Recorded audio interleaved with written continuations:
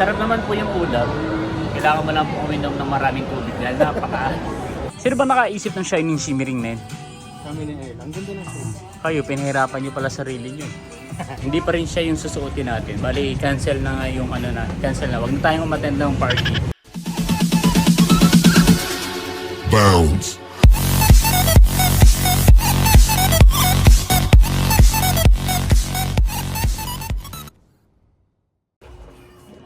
Kamusta mga kayani? Isang masaya at isang masarap na vlog na naman ang pagsasaluhan natin. For today's episode ay pupunta po tayo ngayon sa paborito nating place, sa Divisoria. Yan. At anong bibili natin? Bibili tayo ng susuti natin sa darating na Christmas party natin.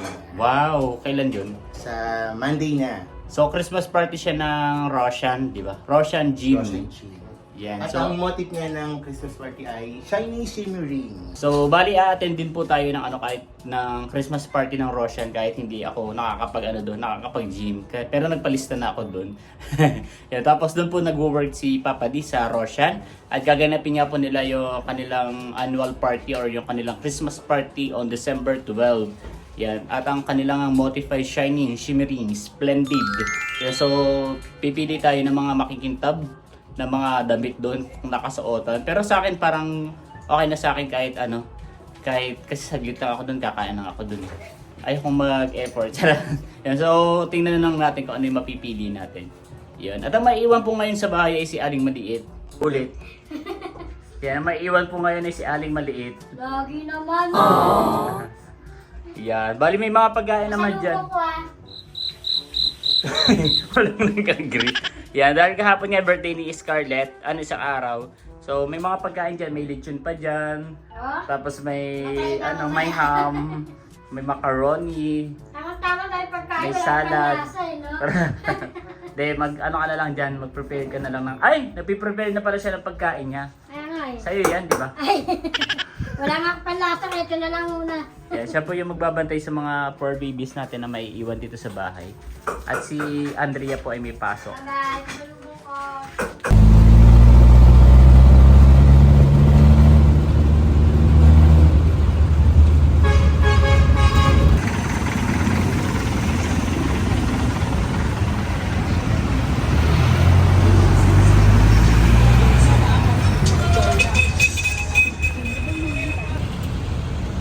Yan. Nandito po tayo ngayon sa Tutuban Center Mall. Tutuban Center Mall. Papasok po tayo sa loob at tayo po muna ay makiki-CR bago tayo mag-ikot-ikot sa Divisoria. Nandito na po tayo ngayon sa loob ng Tutuban Mall. Ano una nating titingnan? Pagkain o ano? O damit? Damit mo na. Gugulong ka na ba? Di naman. So, titingin mo muna tayo ng damit na shining, shimmering, splendid. Let's go. Hiramin mo kaya to sa Micaela para pasabo.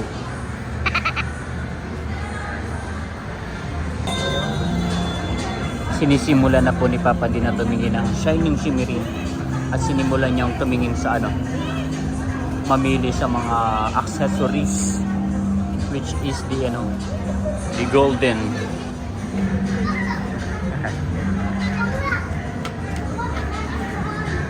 The golden bracelet. Meron po kaming outlet dito sa sa Tutuban, World Balance Outlet. Dito po usually makikita yung mga mura na mga items talaga. Meron din sila, nakikare din sila ng mga regular price. Pero usually, mas mura po yung mga dito. Sila rin yung nakikare ng mga sleepers ng 1UP. Yun. May tigwa 150, 350. Ayan.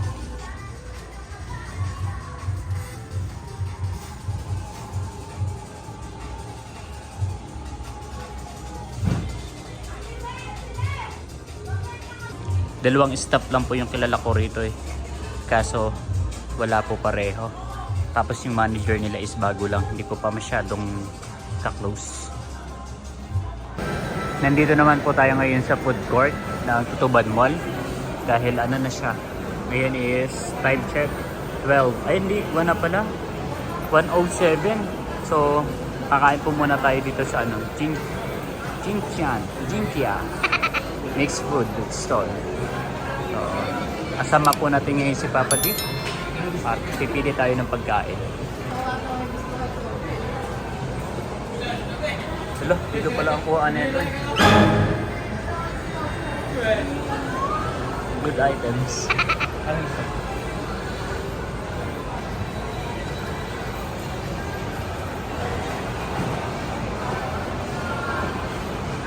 Yan.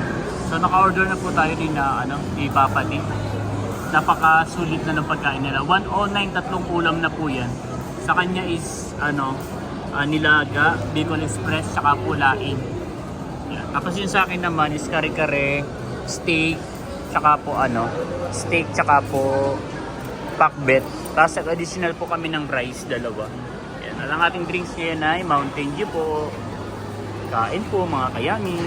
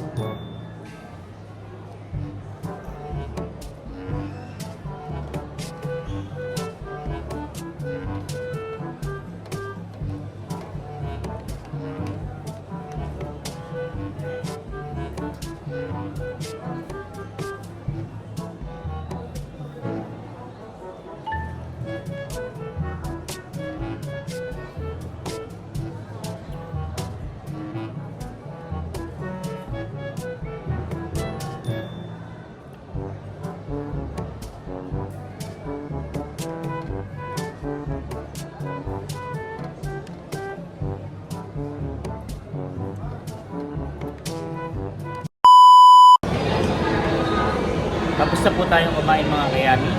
Sarap naman po yung ulam. Kailangan mo lang po uminom ng maraming tubig dahil parang nabuhos. Alam ko na kung bakit mahalay yung pagkain. Bakit? Para hindi mabilis masira. Kasi hanggang bukas na to. Preservative. Yan. Okay lang, matatanggap po yung sabaw, medyo maalat. Tsaka yung nilaga. Tsaka yung steak maalat. Lahat pati patilaing, pakbet. Maalat lahat. Pero masarap sana maalat na tayo. Okay na, huwag na tayo magreklamo. Naubos naman eh. Ngayon naman po ay mag-iikot-ikot naman kami sa damitan. Titingin na nga po tayo ng ng pwede nating masuot sa gaganaping Christmas party. Proceed naman po tayo sa Prime Block. Sigurado maraming mga damit po dito.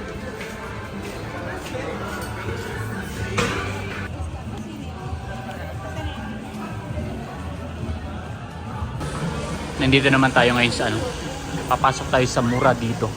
Dahil dito siguradong maraming shining shimmering. Ayun, sa labas pa lang makikita mo na eh.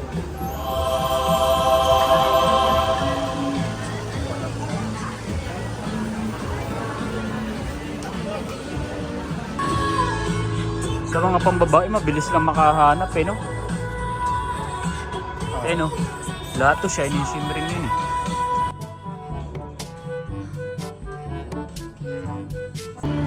Nandito tayo sa men's section. Kaso walang kumikintab dito eh.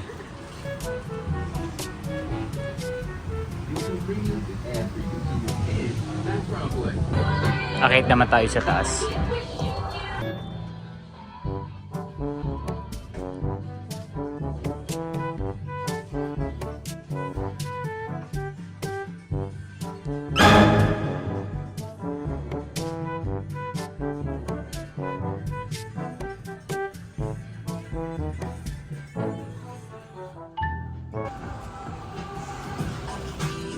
Ito lahat mga panglalaki din. Kaya nakita ka bang shining shimmering? Sino ba nakaisip ng shining shimmering na yun? Kami ni Earl. Ang ganda ng shoes. Kayo, pinahirapan nyo pala sarili nyo.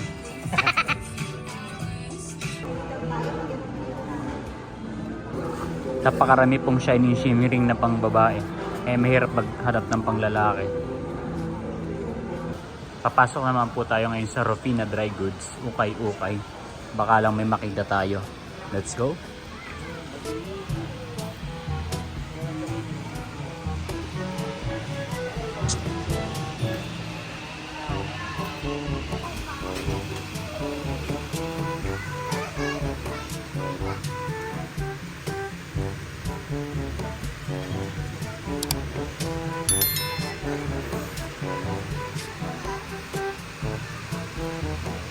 Wala tayong makita ang hirap ng ano.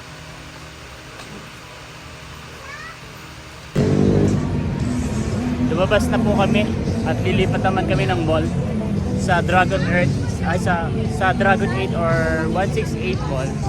Sobrang init po dito sa labas. Guys, nagpakabit na rin kami ng mga bagong tempered glass dahil yung mga tempered glass ng phone namin ay mga basag na. At buti na nga lang at nakakita kami rito. Yung cellphone ng ating kayami na A72 na Samsung, yung backup phone niya ay wala ng tempered glass. At yung akin naman yung pura 70. Basag na rin kasi kaya kailangan na mapalitan. Medyo mahal nga lang yung tempered glass nun sa akin kasi pa-curve siya. Ayan. Binabaklasan na yan.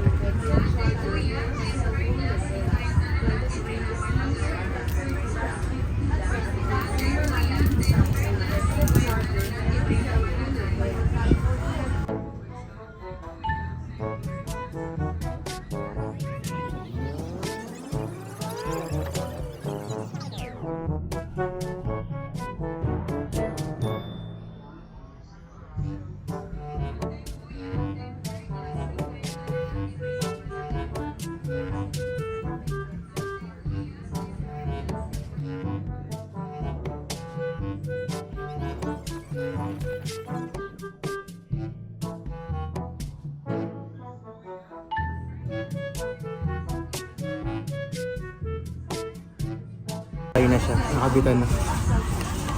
Sorry na. Wow, wala nang basag. Arang basag ganun.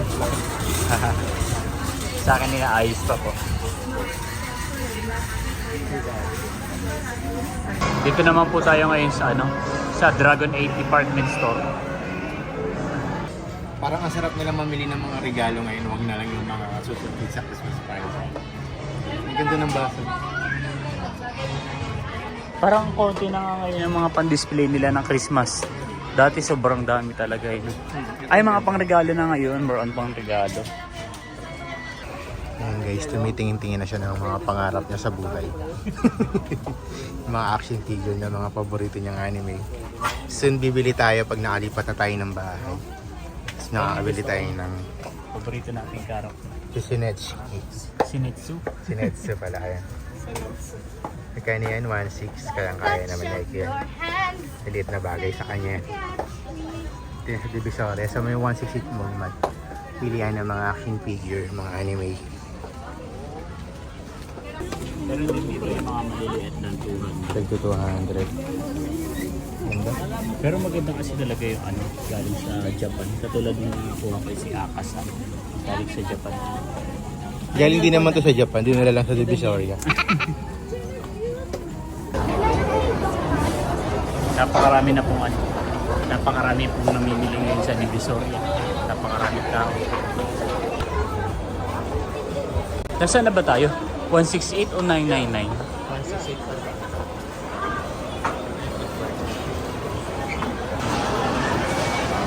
Nandito po tayo ngayon sa food court.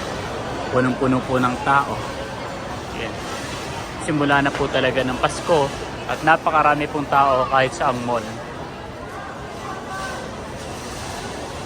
Umorder po muna tayo ng drinks ng dito sa Senti. So ang in-order po natin ay isang Okinawa, saka po isang matcha. Magpapalamig po muna tayo.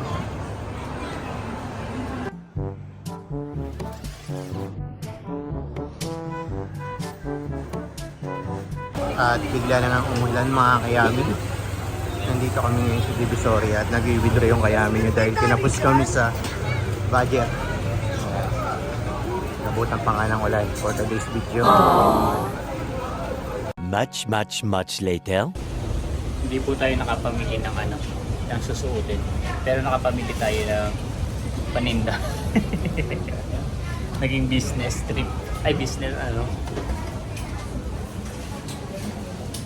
Yan. So pupunta na po tayo ngayon sa Dragon 8 at may bibilhin pa rin po tayo ngayon. Hindi pa rin siya yung susuotin natin. Bali, cancel na nga yung cancel na. Wag na tayong umattend ng party.